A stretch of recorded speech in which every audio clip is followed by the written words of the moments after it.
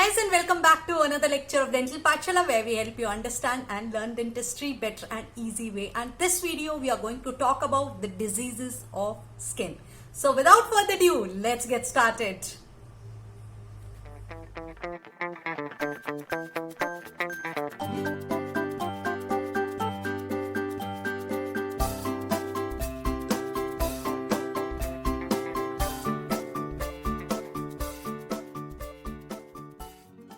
Back to another 5 in 5 series where we cover each topic under 5 heading in 5 minutes, and today's topic is the systemic lupus erythematosus. So this is a form of lupus erythematosus. This is an autoimmune disease which is characterized by destruction of tissues.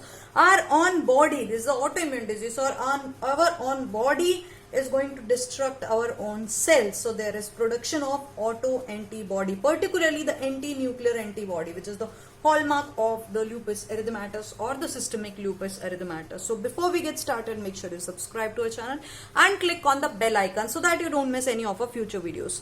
Talking about the systemic lupus erythematosus, so there is lesions on the skin, oral mucous membrane, and so many other body parts are involved, such as there is weight loss, fever, vomiting, diarrhea, and there are rashes over the skin, and there is pneumonitis, there is pancreatitis, hepatomegaly, splenomegaly, conjunctivitis.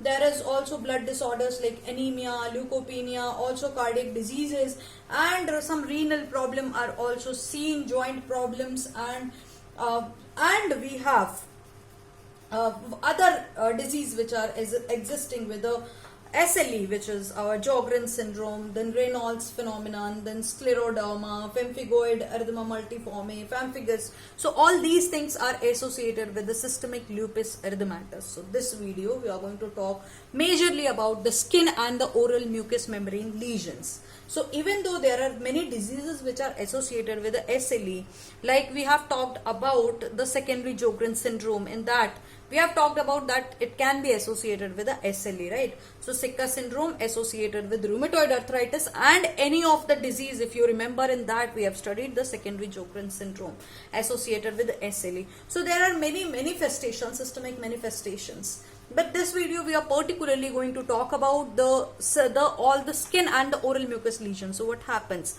There are erythematous rashes which are present over the nose area as well as over the cheek area. So in a butterfly-like manner, that is why the configuration we call it the butterfly configuration, because there are red rashes, erythematous rashes, which are over the malar region, over the bridge of the nose. So these rashes give the butterfly-like shape. That is why the butterfly appearance. Now what happens? These rashes, they produces itching, and there are often burning sensation in this area when this area is exposed to sunlight. And these lesions, SLE, are usually seen in the female patients. Now there are also extensive hair loss which is seen, the patch of hair, there are patches of hair loss which are seen over the scalp area in case of female suffering from SLE. And if we look at the oral lesions, now these lesions are similar to lichen planus. So oral lichen planus, like we have talked about, that there are white hyperkeratotic plaque-like areas which are seen in the oral lichen planus. Like that we have the white lesions in case of SLE, the oral lesions in the oral mucous membrane, we have white lesions, but there is no Wickham's triad in case of SLE.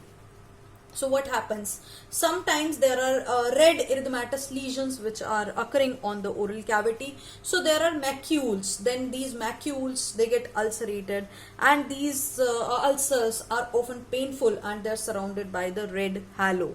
So there is also burning sensation. Patient complain of, they are extremely tender on palpation. These ulcerations, there can be oral ulceration, there can be nasopharyngeal ulceration. And sometimes there is vermilion border of the lower lip which is affected, and which is known as lupus cheilitis. And also we can see these purpuric lesions like petechia or ecchymosis, which we have covered. What are petechia? What is ecchymosis? What are purpuric lesion? We have already covered in the previous video. So in one video in which we have talked about all the lesions of the skin. So we have also studied that there is also association of SLE with the secondary Sjogren's syndrome, right? So there can be, because of secondary Sjogren's syndrome, there can be xerostomia, Also, there can be secondary infection which can occur to this mucosal lesion. So there can be candidiasis association with that. So because of the xerostomia, patient can have altered taste sensation, sore mouth.